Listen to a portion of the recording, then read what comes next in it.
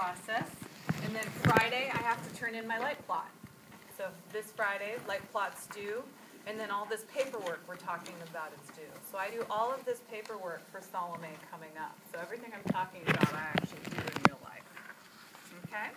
So instrument schedule, we talked about naming the lighting positions and how the instrument schedule kind of depends on the lighting positions and how it's primarily organized.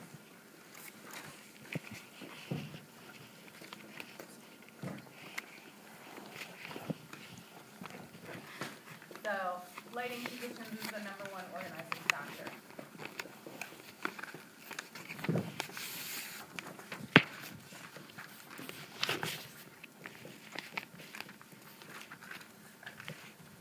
So hopefully this makes sense to you guys that we're basically generating spreadsheets. Some of you guys will go into business and you'll know more about spreadsheets than I will ever know.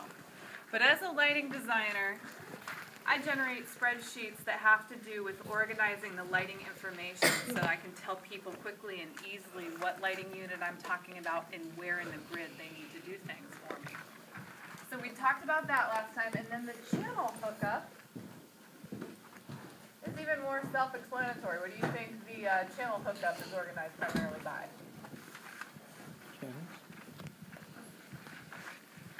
Kind of self-explanatory. Channel. So channel is the number one thing. That's what organizes this list. So if I were to do a channel hookup based on our little light plot here for the class, I'm going to organize those by my lowest channel number first. So channel 1, then channel 2, then channel 3, 4, etc. And that'll be my primary organizing thing. So let's say channels 1 through 3 are on that, we'll call it the front of house pipe.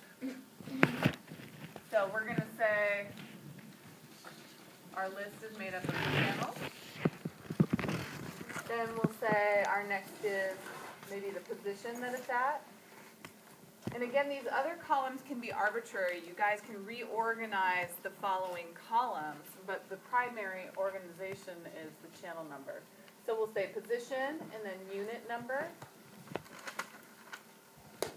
So these are your columns you come up with. And then you might have things like color. You might have things like if they have a gobo, etc., etc. You would list all that information afterwards. So we would say channel 1 is on the front of house pipe. So again, how do we abbreviate front of house? FOH. Exactly, FOH.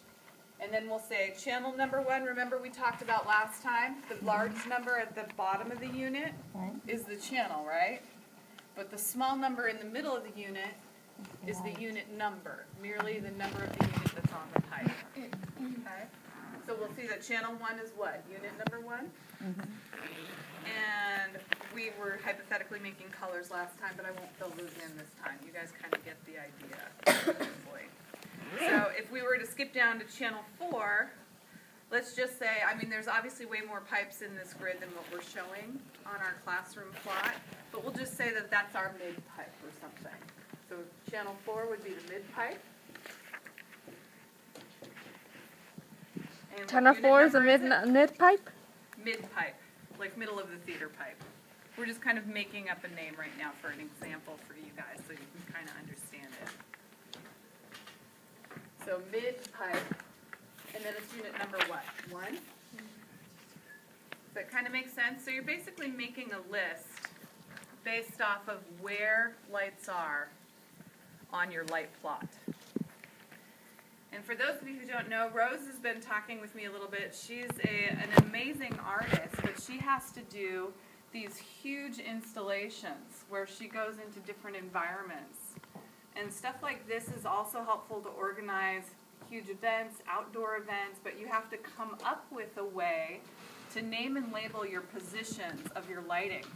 Like you might have a bunch of truss in an arena, and you have to label and number those truss. You have to label the unit numbers, how many lights are on each truss. If you have a bunch of lights on the ground, You might have to designate, okay, that's the west side of the lawn, and I've got 10 units over there. That's the east side of the lawn, and I've got 20 units over there. And you have to come up with a way to organize them, name those positions and areas so that you can impart that information to a crew or to other people that are working on it, and be able to have them help coordinate and lay out the equipment with you. So all of this is super important. But she comes up with obviously different names for things. She's got stuff on the deck, she's got stuff, you know, she's got art exhibits, she's got little pictures that light up. She'll have to go through and somebody or her will have to label the pictures, like pictures 1 through 10 need to light up, all that kind of stuff. Really cool stuff, but this can apply to a lot of different things. And in this theater, we have pipes going both across the stage, from stage right and stage left, and upstage, downstage, right?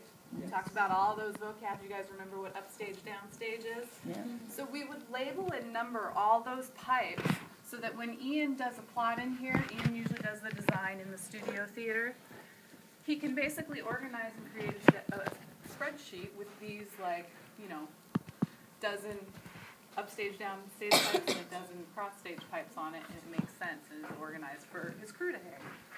All right, so that's the idea there. And there are other forms of paperwork, but these are the ones we primarily use. Instrument schedule and channel hookup.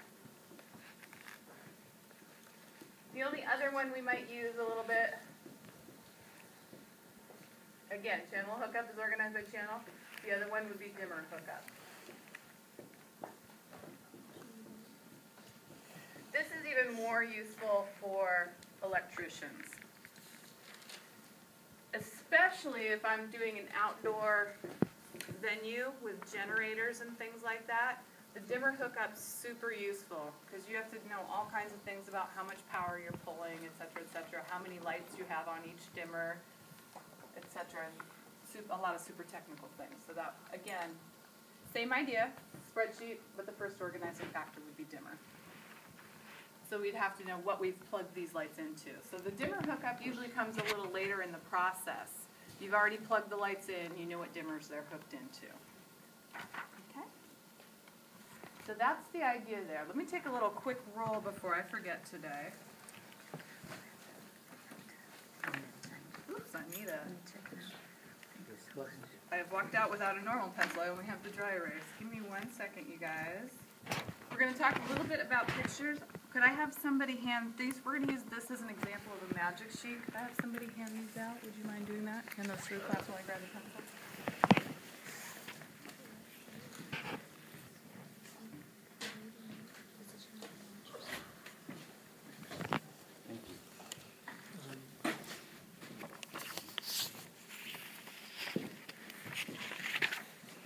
What's the thing called at the bottom where it says, Sorry about that.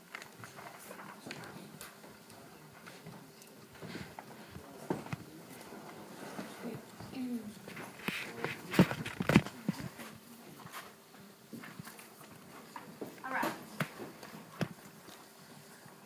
So we talked a little bit about cheat sheets and magic sheets. And what I'm handing out to you right now is a magic sheet.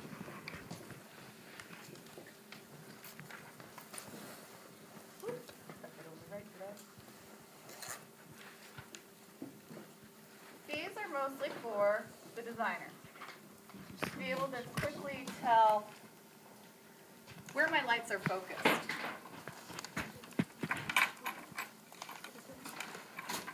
So in 1 second we'll discuss that. Let me see here. Let's see who I've got. DeJorian. That was it here? Okay. Carla. Here. Pierce. Here. Zahara. Zara, thank you. I'm like having issues today. But Simone. Here. Okay. Nicole. Here. Unique. Oh, I think I dropped her. Monica. Here. Veronica. Floor. Marilyn. Here. Eric. Eric Garner.